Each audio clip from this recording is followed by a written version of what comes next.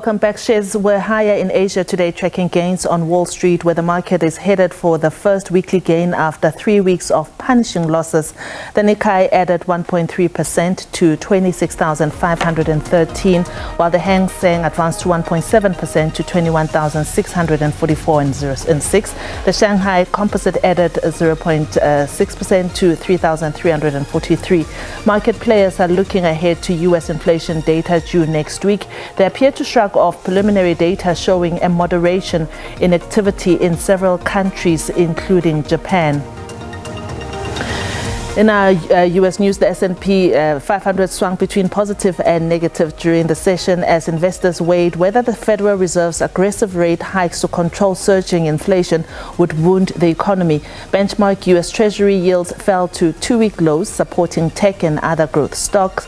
In his second day of testifying before Congress, U.S. Central Bank Chief Jerome Powell said the Fed's commitment to reining in 40-year high inflation is unconditional, but also comes with the risk of higher employment. With that, let's take a look at your markets.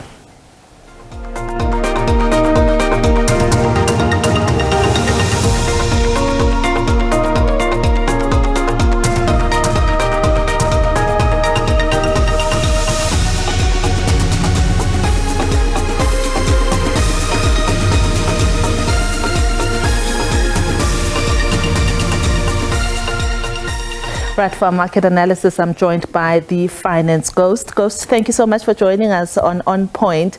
With recession risk rising in the U.S., how concerned are you about global or even local markets at this stage?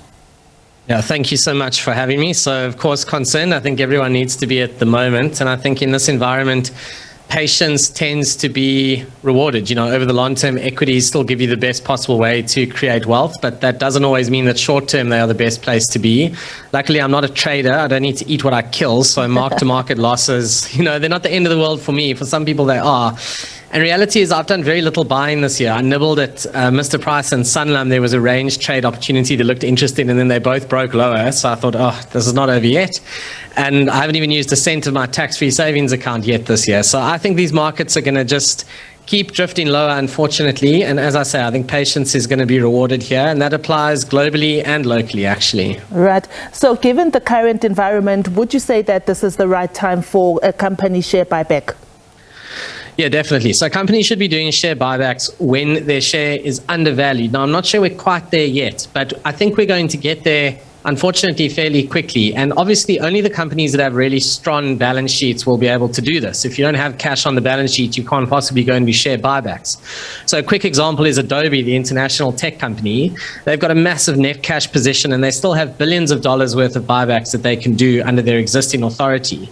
So what you need to look for in this environment is the babies that are thrown out with the bathwater. You know, the really good businesses that have been hit because the market has been hit, lots of cash on the balance sheet, and a management team who know how to allocate capital, which will hopefully mean that they will look for buyback opportunities. And what that does is it effectively accelerates your earnings per share growth as we kind of come out of the tough times and into the good times. So that's something to look out for. Right. Ghost, I'm so interested in your assessment of the local food retailers compared to their global peers. How do you see them? Yeah, so some inflation is a good thing for food retailers, but too much inflation is a problem. And when that inflation is coming through in stuff like fuel and energy costs, which you're not spending at your local retailer, then it's more of an issue. So, for example, if you track any of the internationals like a Walmart or a Costco, and Costco is a bit like Macro here. Walmart is more like the hypermarket formats of some of our local retailers.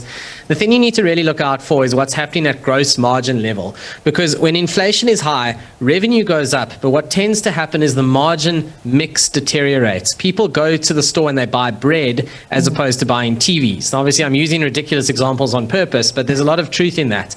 The retailer wants you to buy the discretionary goods because that's where the maximum margin is. So too much inflation, lots of pressure on consumers, you tend to see revenue going up, gross margin taking a knock, and you tend to see that again globally and locally. It's not like you see a huge difference between the two. So overall, I would tread a little bit carefully at the moment with some of these retailers. Having said that, when choosing the kind of sectors to gain exposure to, one should be paying, or what should one be paying close attention to, or maybe ignore?